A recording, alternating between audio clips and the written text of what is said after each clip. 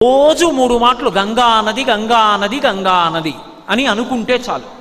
అలా పడుకోబోయే ముందు లేచే ముందు ఒకసారి గంగని స్మరించిన వాడు ఎవరుంటాడో అటువంటి వాడి యొక్క మహాపాతకములను కూడా గంగ తీసేస్తుంది. గంగ పరమశివుడి తల మీద పడేటప్పుడు అహంకరించింది. ఈయనంతటి వాడు ఈడ్చవతల పారేస్తానంది. అదే గంగ తన తప్పు దిద్దుకోవడం ఎలా అనుకుందిట. నమ కపర్దినీచ వ్యుక్త కేశాయ చ, పెద్ద జటాజూటంతో ఉన్న శంకరుడే బోడిగుండుతో శంకరాచార్యుల వారిగా వచ్చాడు. శంకరాచార్యుల వారిగా కాశీపట్టణానికి శంకరులు వస్తూ ఉంటే గంగ కెరటాలు ముందు ముందుకొచ్చేట. ఆనాడు నీ శక్తి తెలుసుకోలేక అహంకరించి నెత్తి మీద పడ్డా, ఈనాడు నీ కాళ్ళ మీద పడతానని కెరటాలు ముందుకొచ్చేన కాళ్ళు కడిగేట. గంగ అంత పవిత్రం. ఏ నదినైనా అమ్మా అని కలిపి పిలవడం తక్కువ.